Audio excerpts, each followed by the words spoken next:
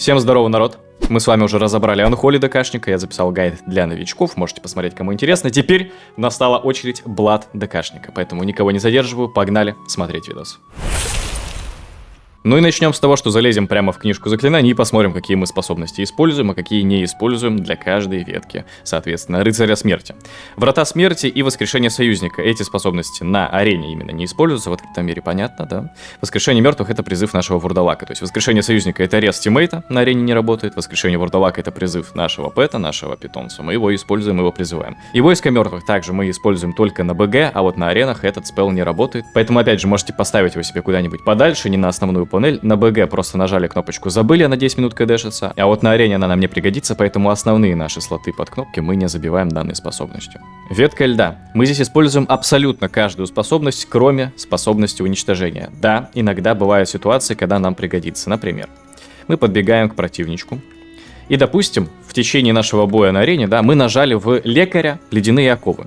И тем самым заразили еще болезнью ознобом. Скорее всего, он это дело задиспелит. Но предположим ситуацию, что мы его заразили какой-то болезнью, а потом нам резко понадобилось эту болезнь задиспелить с противника, чтобы, допустим, наш разбойник закинул в него контроль. Или охотник трапу закинул, да. Тогда мы можем подойти к нему, нажать уничтожение, наша болезнь пропадет, и наш тиммейт может спокойно туда контроль в этот таргет выдавать.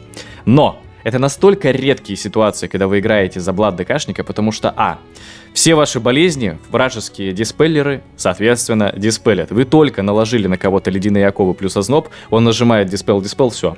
У вас дотки нету, у вас нету замедления, цель не гниет от болезни. Вы нажимаете удар чумы с той же целью, также нажимается диспел у противника, и ваша болезнь диспелится. Поэтому, скорее всего, уничтожение вам не пригодится вот от слова совсем. Но ради вот этих нескольких процентов, что да, вот бывает ситуация, когда нужно задиспелить болезни, можно поставить себе, опять же, куда-нибудь эту способность. Я ее даже биндить не хочу, потому что, вот лишний раз ее нажимать не хочется. Стоит она очень дорого, 1 руна нечестивости, 1 руна льда, мы лучше нажмем удар смерти. Но об этом чуть попозже. Поэтому да, имейте в виду, что такой функционал у вас есть, вы можете диспелить свои болезни сами, но очень редкий, опять же, сценарий, когда это вам пригодится, поэтому решайте сами, ставить или не ставить. Все остальные способности, пассивки, активки из ветки льда мы опять же используем. Иронические удары, перерождение, вообще все мы здесь забираем, все нам нужно, все нам хорошо подходит. Ну и наша основная ветка — это ветка крови. Я вас прошу, забудьте про кровавый удар, когда вы играете за Blood ДКшника. Эта шелуха стоит 1 руну крови. Но также 1 руну крови стоит ваш удар в сердце. И нет ни одного сценария, когда кровавый удар будет выгоднее, чем удар в сердце. Поэтому эту способность мы вообще убираем со всех панелей, на нее даже не смотрим, играем без нее абсолютно. И вторая способность, которую мы не будем использовать, это власть крови. Казалось бы, должно быть логично, если мы играем в Blood ДКшнике, что мы бы бегали под властью крови, но нет, это так не работает. Ради нанесения дэмэджа мы всегда бегаем в стойке Анхолика. Ради сейва, дополнительной выживаемости, мы переключаемся на власть льда.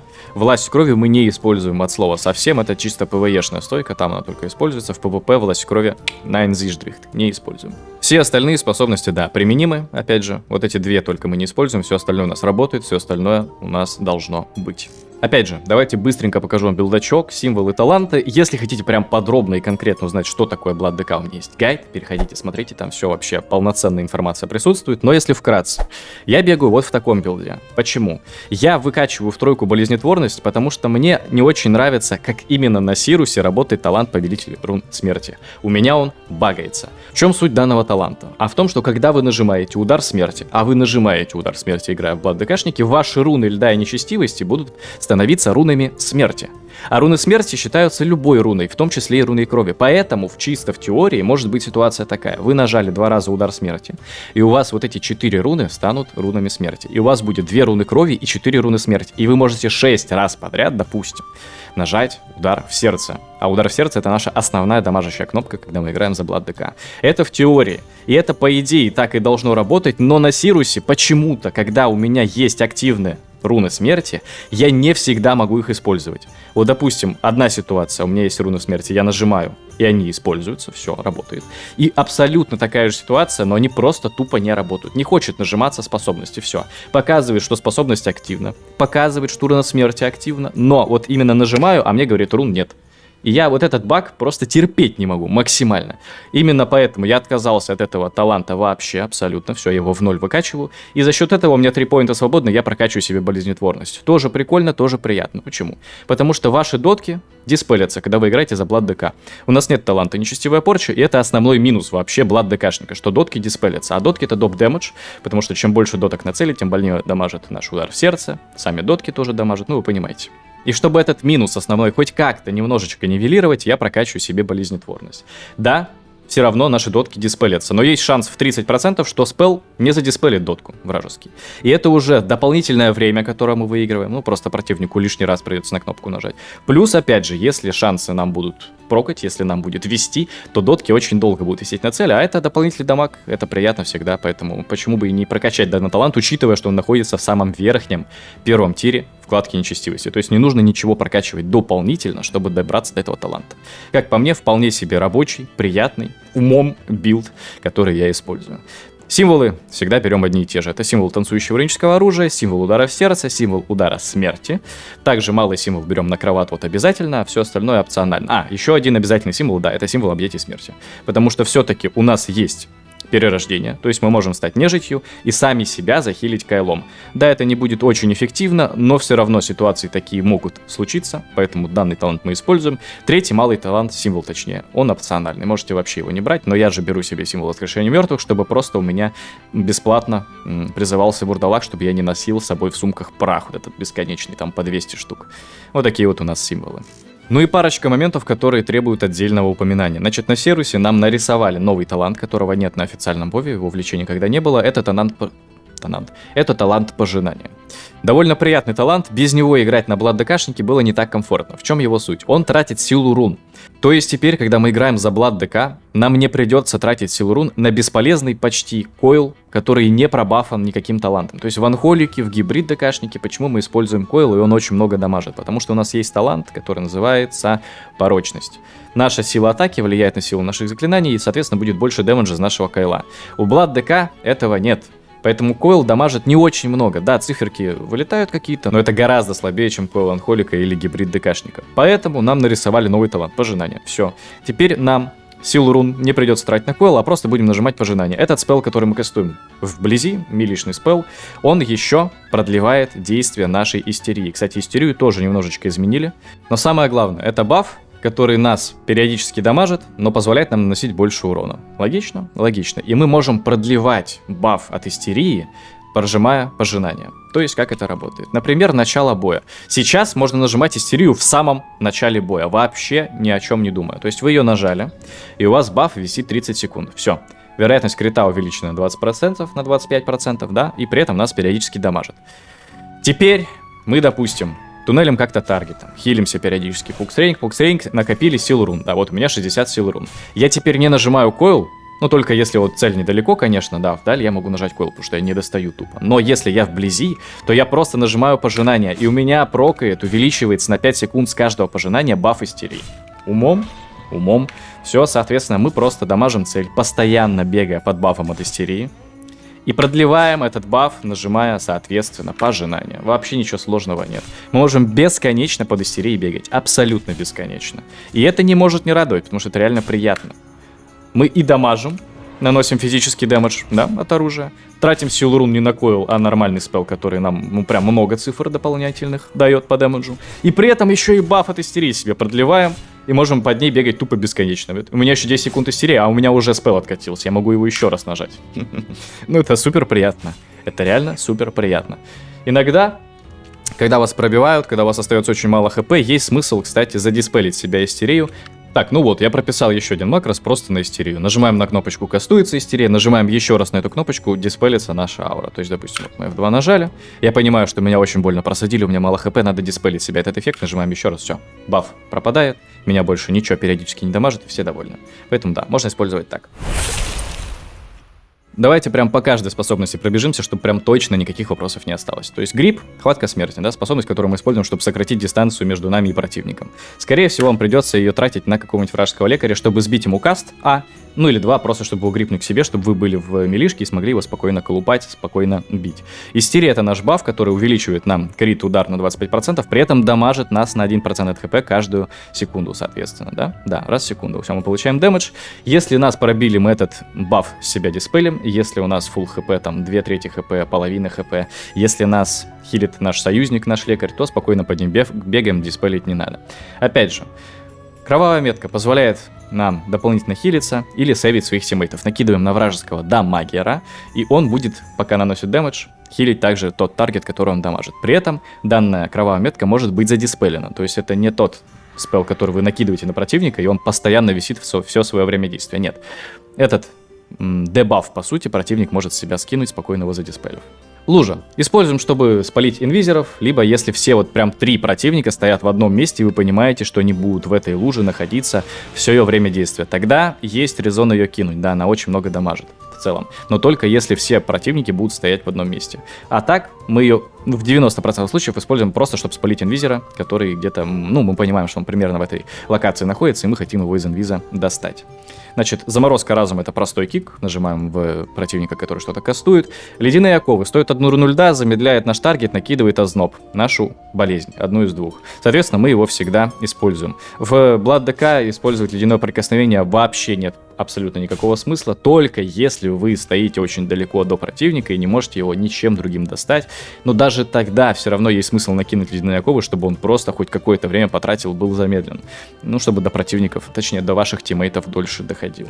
В общем, ледяное прикосновение в Бладе я вообще не рекомендую использовать. Бесполезный спел, по сути. Также накидывает озноб. Дамажит 2000 дэмэджа, это вообще копейки, это ничего нам не дает. А так хотя бы зарутаете его. Ну, точнее, дополнительное просто замедление накиньте на ваш таргет. Поэтому да. Если есть выбор ледяные оковы или ледяное прикосновение, используем ледяные оковы. Удушение. Мощная способность, стоит 1 руну крови, это немота в нашего противника на 5 секунд. Закидываем, скорее всего, во вражеского лекаря, чтобы он не мог кастовать свои спылы. Личборн. Перерождение. Мы становимся нежитью, диспелим все феры и предотвращаем все феры, которые в нас могут залететь. Но также нас могут законтролить присты и паладины, поэтому в идеале, как мы используем данную способность. Нас заферяли, мы нажимаем уже под фером перерождения, диспелим себе фир, и сразу же диспелим с себя, снимаем этот эффект, чтобы мы уже снова стали не нежитью, а обычным ДКшником, чтобы нас не законтролили. Кровь вампира. Наш, так сказать, баф на захил максимальный. То есть, если вас очень больно пробили, мы нажимаем кровь вампира и увеличиваем все исцеление, которое мы, соответственно, делаем, плюс еще выносливость увеличивается. Это очень мощная способность, кдэшится 1 минуту всего лишь. Нереально лютый сейв, который позволяет нам практически всегда в любой ситуации выживать, даже под огромным бурстом и прессингом от противника.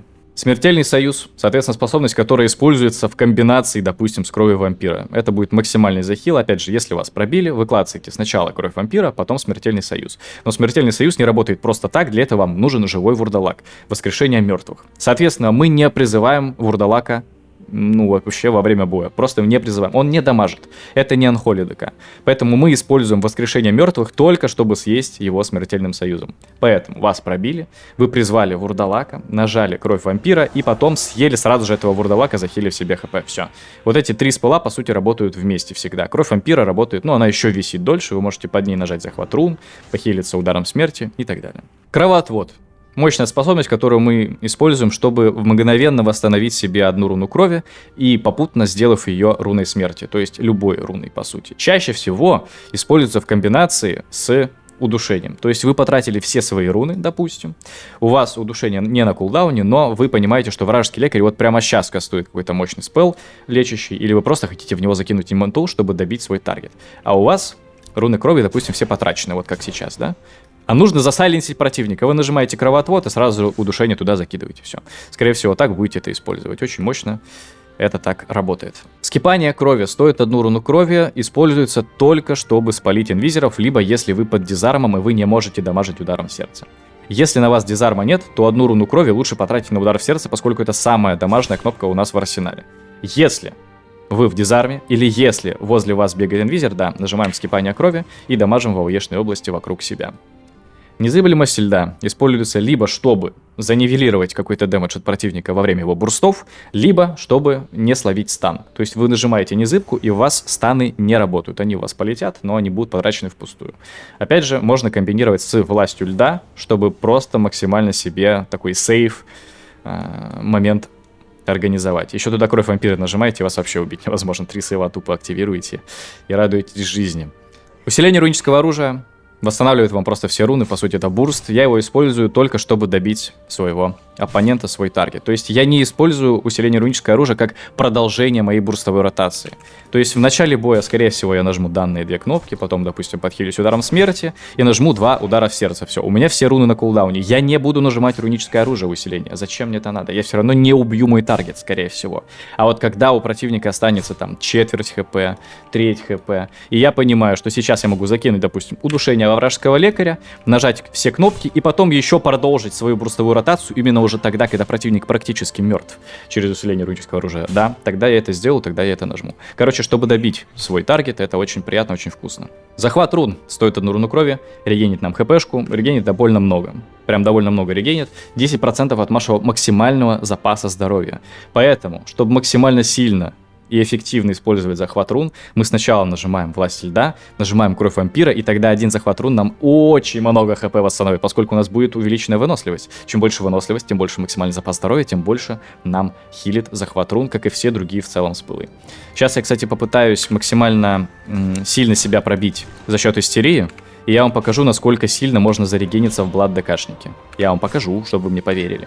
Итак, народ, наблюдайте. Вот смотрите, я под истерией, да, допустим, пробил себе практически все лицо. Вот я практически нулевый, у меня 14% хп, и оно продолжает снижаться. Как мне максимально эффективно себя захилить на full stop? Я перехожу во власть льда, я нажимаю кровь вампира. Я призываю вурдалака и съедаю его через смертельный союз. Бам! Нажимаю захват рун. Бам! Нажимаю захват удар смерти. Бам! Кстати, не захилился, потому что вот нету болезней.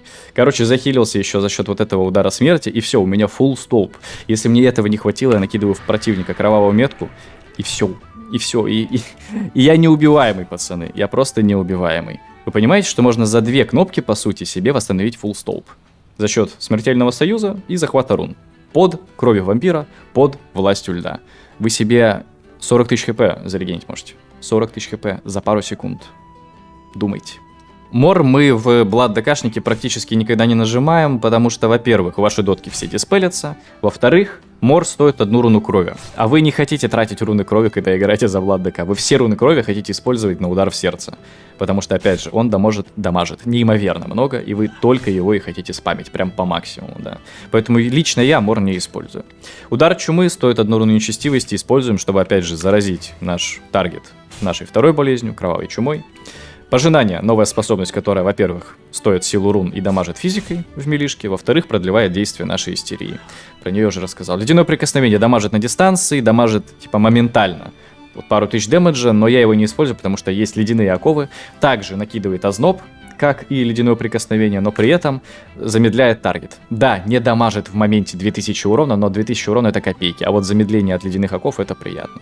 И мы выигрываем время, если вражеский диспеллер решит наши оковы с цели снять. Танцующее руническое оружие. Наш бурст, наш баф в идеале использовать вместе с истерией. И под это танцующее руническое оружие мы заражаем цель дополнительными дотками. То есть, допустим, мы когда нажимаем удар чумы, видите, появляется 2 эффекта кровавая чума. 2 озноба можно наложить. И это эффективнее разгоняет наши остальные способности, поэтому да. Танцующее руническое оружие используется еще также, чтобы дотки на цель наложить. Антимагический панцирь — это наш сейф, который нивелирует магический дэмэдж, и все негативные магические эффекты мы также не получаем на свое лицо. Он нас от них защищает. Зимний горн — способность, которую нужно прожимать по кулдауну, потому что, во-первых, она уже не тратит глобальный кулдаун, не вызывает его, ну а во-вторых, дает нам силу рун, которая лишней никогда не бывает. Поэтому да, зимний горн просто жмем тупо по КД. Воскрешение мертвых призывает вурдалака, ради дамага не используем только как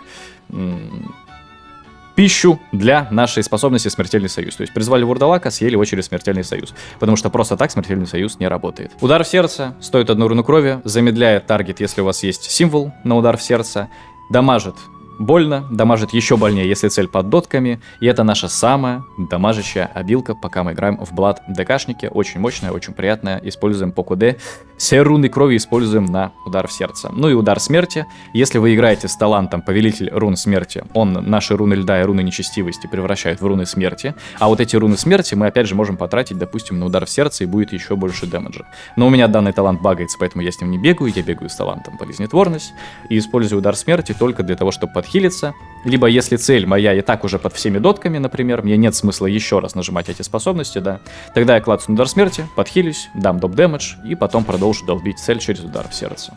Ради дамага бегаем во власти нечестивости, если нас пробили и мы хотим максимально засейвиться, клацаем власть льда. Власть крови не используем вообще, в Blood ДК она нам не нужна. Темную власть мы используем как агр, как способ войти в бой, опять же не тратит руны, не тратит нам, не вызывает глобальный кулдаун, бесплатная способность можно использовать. Койл нажимаем только если мы стоим где-то далеко, либо если мы в дизарме и у нас нет никакой другой возможности нормально продамажить цель. Тогда можно использовать койл, да, но он очень дорогой, 40 силы рун стоит. И в Blood ДКшнике он дамажит просто копейки, поэтому на самом-то деле, даже если мы далеко находимся до таргета, я бы не рекомендовал койл нажимать. Только в том случае, если прям совсем вот единицы процентов хп остались у противника и нужно прям добить, да, тогда нажимаем койл. Ну а так, лучше силу рун просто придержать, подойти и жмахнуть один раз, допустим, через пожинание и все. Койл в Бладе не дамажит абсолютно ничего, поэтому лучше его не использовать. Можно использовать как самохил, опять же, когда мы нажимаем перерождение, но такие ситуации тоже довольно редкие, поэтому койл практически бесполезен, пока мы играем в Бладе. Если вам интересен мой интерфейс, да, мой PvP-шный интерфейс, как его настроить, какие аддоны поставить, у меня есть для этого видос. Если вас интересуют другие ДК, простые, гибриды, анхолики, это все у меня тоже есть, ссылки в описании. И опять же, подробный PvP-шный гайд на Blood ДК, где каждый талант объясняет, для чего берется, почему нужно, когда, что использовать, это все у меня также имеется, ссылки в описании. На этом я видос текущий заканчиваю, если есть какие-то вопросы, пишите в комментариях. Вам всем желаю удачи в PvP, всем прогрессии, всем чао, всем пока, успехов, пацаны.